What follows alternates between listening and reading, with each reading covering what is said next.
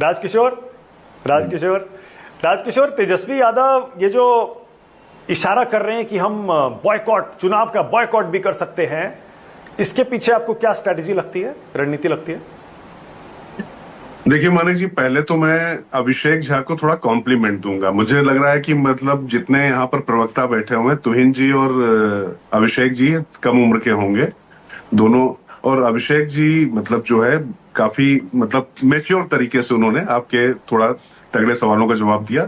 आनंद आ रहा था सुन के। लेकिन कुछ बातें जो आपने कही, मुझे तेजस्वी यादव, देखिए एक चीज आप देखिए, अगर आप पूरा अगर आज का शो देखें अगर आप, तो राहुल गांधी यहां पर पिछड़े वर्ग के नेताओं के साथ में बैठक कर रहे हैं। वहां पर उन्होंने माफी भी मांग ली और कहा कि मैं नहीं करा पाया।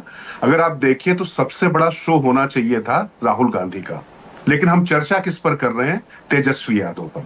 तो वास्तव में भारतीय जनता पार्टी से लड़ने से पहले जो महागठबंधन में जो वर्चस्व और लगातार बिहार में कि कौन उनका सबसे बड़ा खैर ख्वाह है, इसको अगर दर्शाने और दिखाने की बात है तो उसमें तेजस्वी यादव ने एक लंबी लाइन खींच दी।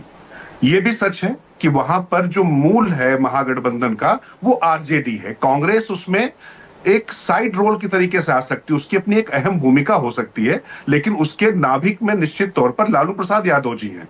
और उसके बाद लालू प्रसाद यादव जी और तेजस्वी यादव, मतलब आप जो भी कह लीजिए, बाकी अब उस पर आप उनको मतलब कुछ भी कहते रहे, सजा याफ्ता अपराधी कहें या कुछ भी कहें, लेकिन वो पार्टी जो है वो आरजेडी लालू प्रसाद यादव के नाम से जानी जाती है और लालू प्रसाद यादव उसके सर्वे सर्वा है, उनके नाम पर ही वोट पड़ेगा। अब तेजस्वी यादव पर जैसे ही ये आ रहा है कि उनके हत्या की कोशिश हो रही है, उनको मार डालने की कोशिश हो रही है, तो पूरा जो है शिफ्ट हो जाता है उधर तेजस्वी यादव की तरफ में। और बिहार में यहां पर देखिए, बिहार को लेकर संसद में देश की सबसे बड़ी पंचायत में वहां पर फाड़कर फेंके जाते हैं कागज, लेकिन जो वहां तेजस्वी यादव सड़क पर करते दिखाई पड़ रहे हैं उसी की चर्चा हो रही है। तो कुल मिला के इस पूरे अगर शो की हम बात करें तो इसमें तेजस्वी यादव राहुल गांधी से बढ़त बनाते हुए दिखाई पड़ते हैं। सीधा सीधा जो मोटे तौर पर एक पत्रकार के तौर पर जो चीजें समझ पे आती है। अच्छा, एक बात और भी है, कांग्रेस के लिए वहां पर एक समस्या और भी है कि उस तरीके का काडर उनके पास नहीं है, उतने कार्यकर्ता नहीं है जितने कमिटेड और जितने ऊर्जस्वित कार्यकर्ता आरजेडी के पास में है। वहां पर